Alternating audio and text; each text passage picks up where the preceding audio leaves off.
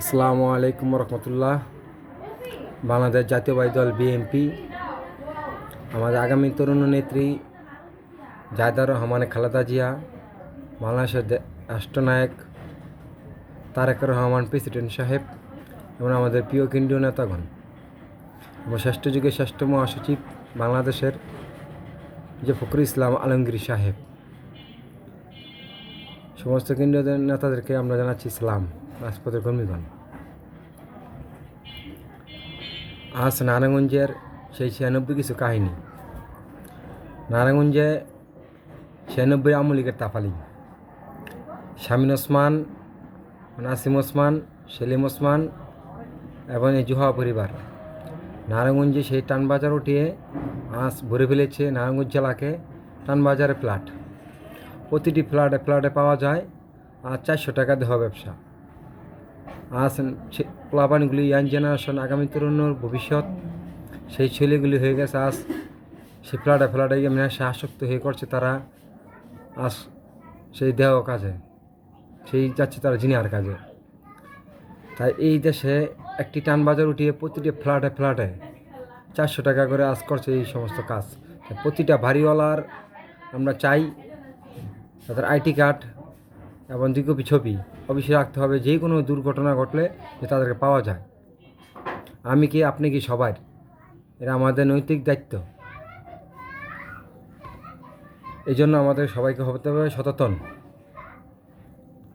কারণ অনেক মামলা হয়, গ্রাম দেশে থেকে আনা আসে, শহরে এসে ভাড়া থাকে, কিংবা এই অনেক দূরেতে আসলো। দেশ তো একটাই বাংলাদেশ, কেউ বিদেশি নয়, জেলা খালি আলাদা।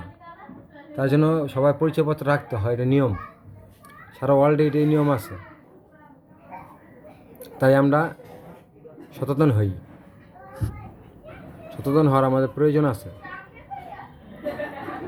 আজ প্রতিটি জায়গায় এই সমস্যা আমাদের নারায়ণগঞ্জ জেলাতে।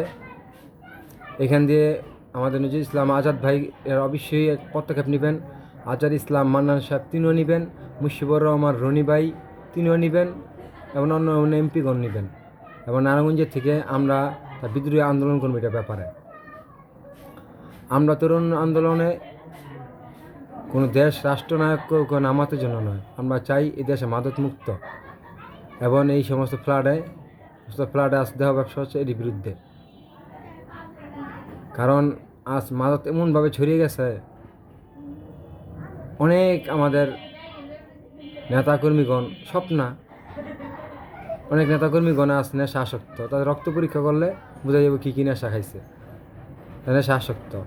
নির্বাচনের গরমে বাবা গাঁজা ফেন্সিডিল খাবো আরামে অনেক নেতাকর্মী মিটিংয়ের টাকা দিয়ে তারা খাচ্ছে। কেন?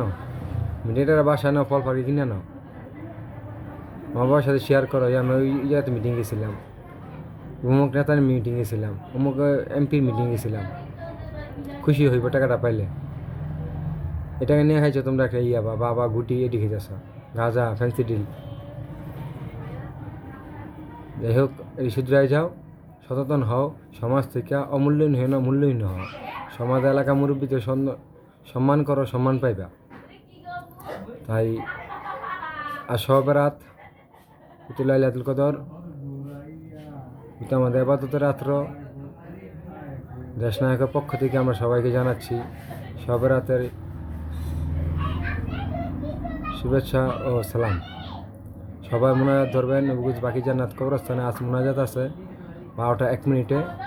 চাঁদের হিসাবে কাল পরে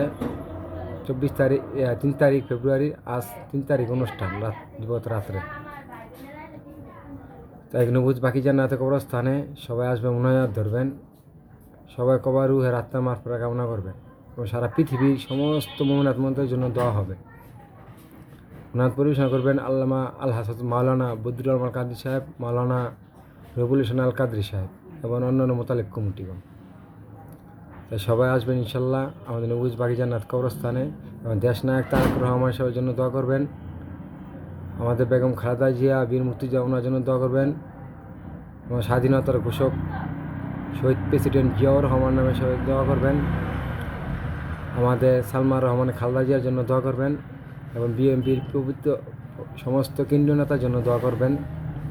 তারা যেন সুন্দর করে দেশটা সামনে চালাতে পারে, বিশ্ব বাজারে একদিন দাঁড়াতে পারি, বাংলাদেশ বিশ্ব নেতা বিশ্বভাবে যেমন আমরা ইনশাল্লাহ।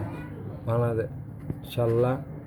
আসসালামু আলাইকুম রহমতুল্লাহ। বাংলাদেশ জাতীয়বাদী দল বিএনপি, নারায়ণগঞ্জ, মির রহমতুল্লাহ হাজি।